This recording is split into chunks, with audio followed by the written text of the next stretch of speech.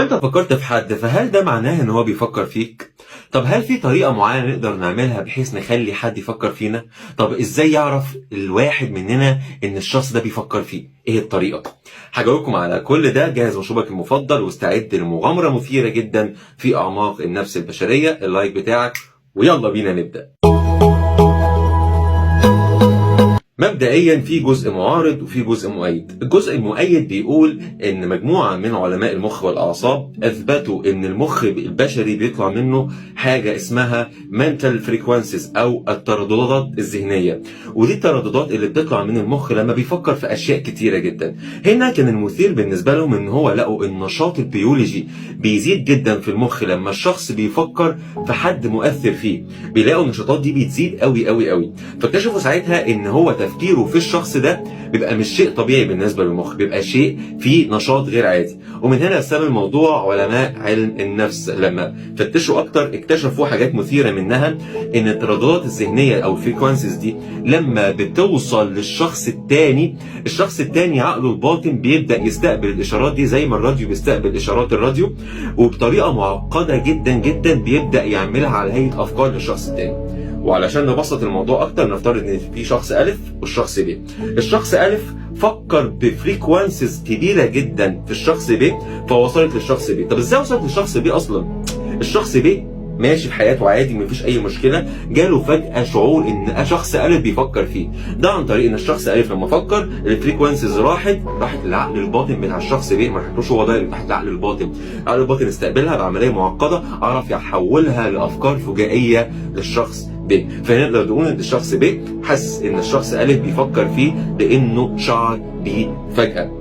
والمنتال فريكوانسيز دي بتفسر ازاي الام لما بتحس ان ابنها عنده مصيبه وبتعرض لمشكله وبيطلع الموضوع صحيح. بتفسر ازاي لما بتجيب سيره حد من صحابك بتلاقيه بيرن عليك، او تتكلم انت وصحابك على حد من صحابك تلاقيه جاي في وشك. صدف كتيره جدا احنا بنطلق عليها صدف، لكن هي مش صدف ولا حاجه، هو احساس ببعض على مستوى اللاوعي.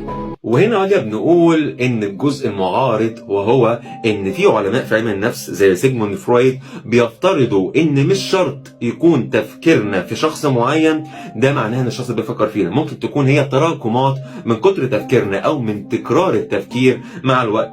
جرب تفكر في حد لمدة شهر هتلاقي نفسك بعد الشهر ده من غير ما تاخد بالك بتفكر فيه.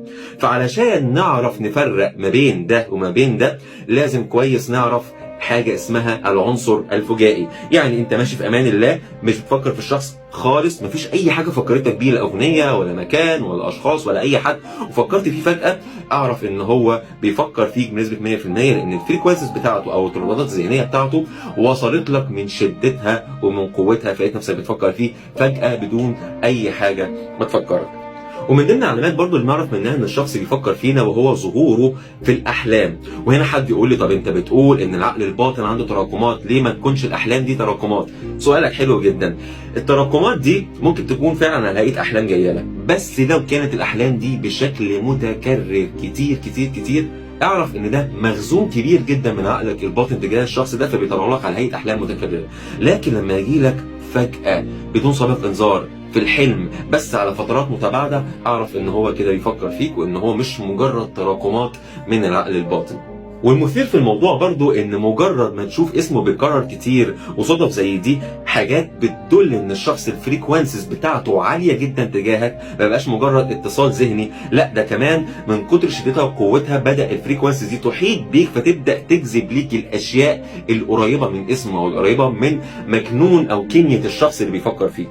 وعلشان نختصر الليله دي كلها، الشيء اللي بيفرق ما بين ان الشخص بيفكر فيك او مش بيفكر فيك هو وجود عنصر المفاجاه، انه يخطر على بالك فجاه بدون سابق انذار، ان اسمه يتكرر كتير قدامك برضه بدون سابق انذار، انك تحلم بيه فجاه وعلى فترات متباعده، اعرف ساعتها ان هو بيفكر فيك. ونيجي للسؤال اللي كله طبعا مستنيه، ازاي اقدر اخلي حد يفكر فيا؟ ده طبعا عملته على التخاطر وناس كتيره جدا جربته، والناس اللي واخده معايا كورسز فيه جربته. انصحكم لو عايزين تاخدوا سيشن معايا خشوا ادخلوا على البروفايل هتلاقوا لينك الواتساب، ابعتوا فيه اسمكم والفريق هيرد عليكم ان شاء الله ونحدد جلسات مع بعض.